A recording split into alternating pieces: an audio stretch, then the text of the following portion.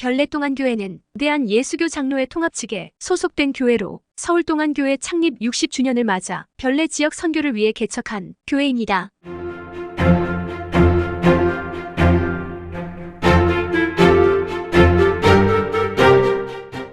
AI 쇼크, 다가올 미래. 이 책의 저자는 첨단 테크놀로지 업계에서 30년 동안 경험을 쌓았고 또 구글에서 최고의 브레인 집단인 구글X의 책임자로 일했던 모 가댓이라는 분인데요. 책의 서두에 이런 제안을 하고 있습니다. 2055년 당신과 노쇠한 내가 황무지에서 모닥불을 피워놓고 그 앞에 앉아 있다고 상상해 보라. 자, 여기서 2055년은 인류가 인공지능에 대해서 이야기를 시작한 지 99년이 되는 해라고 합니다. 저자는 책에서 두 가지 가능성을 이야기합니다. 첫 번째 가능성은 우리를 위협하는 인공지능 기계로부터 도망쳐서 아무런 기반시설도 없고 사람도 없는 곳에서 지내기 위해서 황무지에 있는 것. 또 두 번째 가능성은 인공지능 덕분에 우리가 일상적인 노동에서 해방돼서 여유로운 시간과 자유를 만끽하며 그렇게 황무지에 있는 것. 저는 그 결론은 인류가 얼마나 겸손할 수 있는가에 달려있다고 생각합니다. 사람들이 자신의 능력의 한계, 지성의 한계, 윤리의 한계를 인정하고 절대자인 하나님 앞에 겸손하고 또 서로가 서로에게 겸손해서 억압하거나 착취하지 않고 함께 행복해지는 길을 모색하고 그렇게 하나님과 이웃 앞에 또 피조물 앞에 머리를 숙이고 겸손한 자세를 유지하지 않는다면 앞으로 다 같이 공멸의 길로 갈 수밖에 없는 것이 아닌가 생각이 듭니다. 잠언 16장 18절에서 20절에 이런 말씀이 있죠.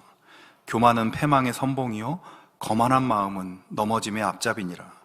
겸손한 자와 함께하여 마음을 낮추는 것이 교만한 자와 함께하여 탈취물을 나누는 것보다 나으니라. 삼가 말씀에 주의하는 자는 좋은 것을 얻나니 여호와를 의지하는 자는 복이 있느니라. 여러분, 하나님 앞에서 겸손하고 사람들과 더불어 서로의 부족함을 인정하면서 나는 당신의 도움이 필요하고 우리는 혼자서는 살 수 없는 존재다라는 겸손의 자세를 우리가 다시 한번 생각하고 간직할 수 있기를 바랍니다. 그것이 우리가 함께 건강하게 살 수 있는 길입니다. 행복을 연구하는 심리학자로 유명한 서은국 교수의 행복의 기원이라는 책에는 행복에 대한 여러 가지 새로운 이야기들, 관점들을 소개해 주는데요. 행복이란 사랑하는 사람과 음식을 먹는 것이다. 행복에 대한 철학자들의 연구도 굉장히 많은데 이렇게 간단하게 정의를 해버렸어요. 행복은 다른 데 있지 않고 좋아하는 사람과 함께 있는 것이 행복이고 그 사람과 또 맛있는 것까지 같이 먹을 수 있으면 그 행복이 더 커지겠죠. 여러분, 탕후루라고 들어보셨습니까? 과일에 꼬치를 끼워서 이제 겉에 설탕 녹인 것을 굳혀서 만든 것인데요. 지난주에 저도 하도 궁금해서 몰래 혼자 저 밑에 내려가서 먹어봤습니다. 설탕과 그 과즙이 어우러지면서 재미있는 그런 맛을 내더라고요. 그런데 제가 그 탕후루라는 것을 혼자 사 먹으면서 누구 생각이 났겠습니까?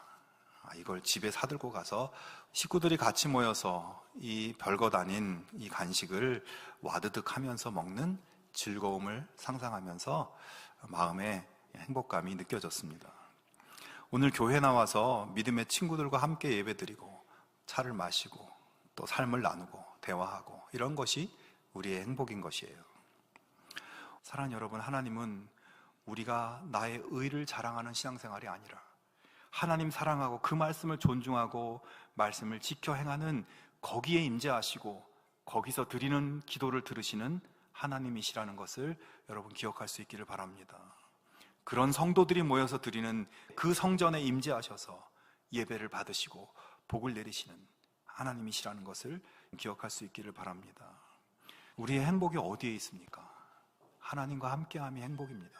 하나님과 함께함이 우리의 기쁨입니다. 이 시간 하나님을 마음에 모시고 살아가는 성전의 삶을 살기로 온 마음을 다해서 찬양하고 또 결단하며 나아갈 수 있도록 하겠습니다. 요즘 우리 사회에 마약이 확산된다는 뉴스를 가끔 보게 됩니다. 이 마약에 손대는 사람들의 이야기를 들어보면 마약을 시작할 때 마약 중독자가 될 거라고 생각하는 사람은 없다는 것이죠. 이거 한번 한다고 중독이야 되겠어? 나는 이런 거에 넘어가지는 않아. 어떤 건지 한번 경험해 보는 것 나쁘지 않잖아? 이러면서 시작되고 그러면서 무너지는 것입니다. 우리는 하나님 백성으로서 항상 진실하게 거짓 없이 살아야 한다는 것을 잘 알고 있지만 살면서 살짝 가벼운 거짓말을 하게 됩니다. 그러면서 이건 어쩔 수 없는 선의의 거짓말이야. 하나님도 이해하실 거야 라고 생각합니다. 하지만 그렇게 들어온 작은 진실하지 못한 모습은 서서히 습관이 되고 반복이 되고 점점 자연스러워지고 그러다가 정말 나쁜 거짓말도 할 수 있게 되는 것입니다.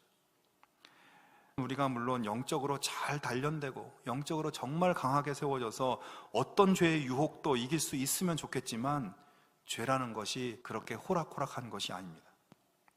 성경은 우리의 삶이 죄와 싸우는 영적 전쟁이라고 말했습니다. 전쟁이라고 하는 것은 정말 생존의 문제, 죽고 사는 문제예요. 그래서 이건 괜찮아, 뭐 그거 한번 한다고 어떻게 되겠어? 이렇게 속이는 생각으로 다가오고 그 결말은 죄에 빠져 돌이키지 못하는 상태가 돼서 생명에서 탈락되게 만드는 것입니다. 시계가 하나인 사람은 시간을 정확히 알지만 시계가 두 개인 사람은 결코 확실한 시간을 알지 못한다라는 속담이 있습니다.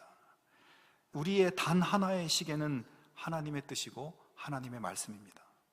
그런데 그 시계가 틀린 것 같다고 자꾸 생각하고 다른 시계가 더 정확하다고 생각하고 다른 시계를 차고 살고 이 시계 봤다 저 시계 봤다 하고 살면 나중에 돌아보면 엄청나게 틀린 길로 와 있는 것입니다. 하나님의 말씀과 그분의 뜻에 우리의 우선순위를 둘 수 있기를 바랍니다. 세상에서의 번영 때문에, 세상에서의 즐거움 때문에 하나님이 원하지 않는 길을 선택하지 않기를 바랍니다. 연어라는 물고기 이름이 해 연자나 이을 연자로 쓰고 있어요. 해마다 이어서 돌아오는 물고기이기 때문에 이런 한자 이름을 붙인 것으로 보입니다. 연어는 강에서 태어나서 바다에서 살다가 어른이 되면 다시 강을 거슬러 올라와서 자기가 태어났던 강의 상류에서 알을 낳고 하는 물고기입니다. 연어가 그런 습성을 보이는 이유가 이 연어의 알과 치어가 생존하기에 바다보다 강이 유리하기 때문이라고 합니다. 그리고 대서양 연어 같은 경우에는 고향으로 돌아와 번식을 하고 또 그곳에서 기력을 회복해서 바다로 돌아가기 위해서 이 강으로 거슬러 올라온다고 합니다. 그러니까 연어는 자신의 고향, 자신의 근원을 다시 찾아와서 새로운 생명을 태어나게 하고 자기 자신도 회복하고 그렇게 생명을 이어가는 작업을 하는 것입니다. 오늘은 종교개혁 기념주일입니다. 지금부터 약 500년 전 마르틴 루터가 개혁이 가능할 수 있었던 중요한 원동력이 된 원리가 하나 있는데 그것은 바로 근원으로의 회복이라는 원리입니다. 목마른 사슴이 탄 듯한 갈증을 해결하기 위해서 갈급한 마음으로 시냇물의 근원을 찾아 헤매는 것처럼 신앙의 본질, 복음의 본질을 찾고자 하는 운동이 종교개혁의 운동이었고 개혁자들은 그런 근원을 향한 갈급함과 열망을 가지고 생명을 걸었기에 신앙과 교회의 새로운 역사가 가능하게 된 것입니다. 여러분, 종교개혁의 모토 중에 아주 중요한 내용이 있어요. 그것은 개혁된 교회는 항상 개혁되어야 한다는 말입니다. 교회와 신앙의 개혁의 실천이 단 한 번의 운동으로 끝나는 것이 아니라 날마다 끊임없이 계속 새롭게 되어야 된다는 거예요. 그렇지 않으면 교회와 신앙의 생명력은 병들고 죽어가게 된다는 겁니다. 그래서 오늘 종교개혁주일이라고 하면서 오늘 하루 반짝하면서 과거의 역사를 자랑하며 끝나는 것이 아니라 매일매일 우리 자신을 돌아보고 개혁하고 어제에 머무르는 신앙이 아니라 다시 새로워지는 신앙, 다시 새로워지는 교회가 될 수 있어야 할 것입니다. 어느 추운 겨울 한방눈이 펑펑 내리는 성탄절이었습니다. 한 젊은 부부가 성탄절 예배를 드리고 나서 집으로 돌아오는 길이었는데 아직 신앙이 깊지 않은 아내가 남편에게 이렇게 이야기했습니다. 어떻게 하나님이 인간으로 오실 수 있나? 난 아무리 믿으려고 해도 믿을 수가 없어. 남편은 예수님의 성탄을 의심하는 아내에게 계속 설명을 해주려고 했지만 소용이 없었습니다. 그러던 중 두 사람은 집에 도착하게 됐습니다. 집 문 앞에 참새들이 몇 마리가 있는 거예요.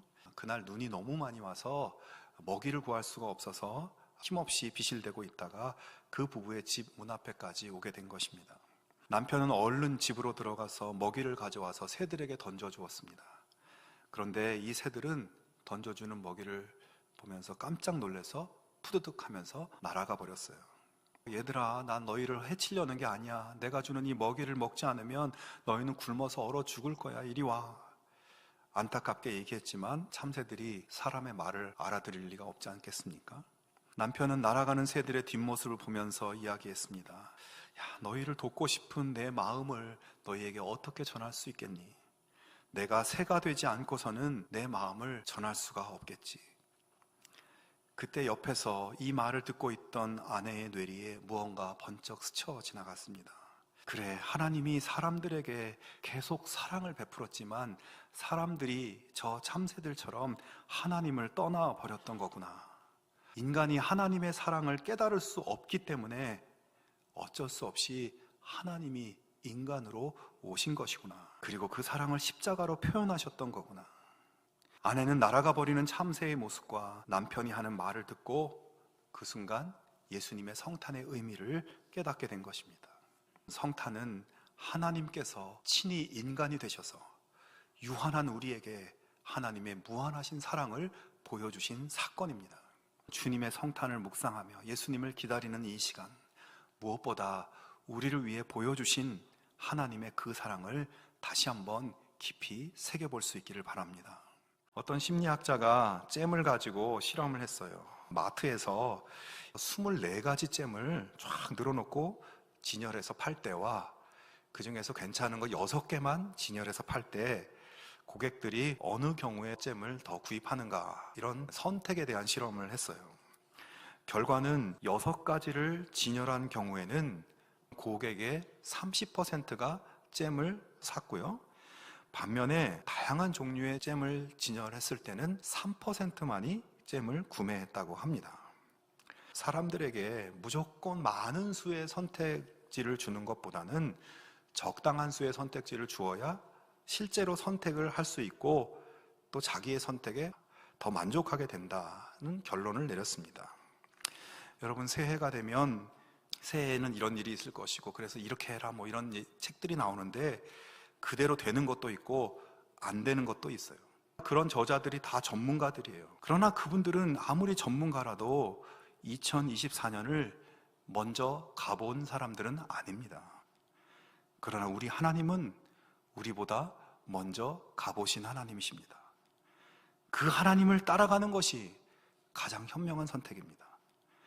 그런 하나님께 대한 믿음을 잘 준비하지 않는다면, 행하셨던 일들을 기억하지 않는다면 우리는 우리 앞에 닥쳐오는 상황 앞에서 어쩌면 이스라엘처럼 가장 안 좋은 선택을 하게 될지도 모르겠습니다. 새 역사를 향해 나아가는 이스라엘의 길을 멈춰 세우신 하나님은 모세를 통해서 이 뼈아픈 실패의 역사를 돌아보게 하셨습니다. 앞으로 가나안으로 들어갔을 때 어쩌면 그런 기가 막힌 웅덩이와 실패의 상황과 수렁의 상황이 기다리고 있을 것을 하나님은 아시기에 그것을 먼저 보신 하나님께서 그들의 심령에 믿음의 무장을 지금 시키고 계십니다. 오늘 우리도 이 땅에서 답이 보이지 않는 기가 막힌 상황을 올해 만날지도 모릅니다.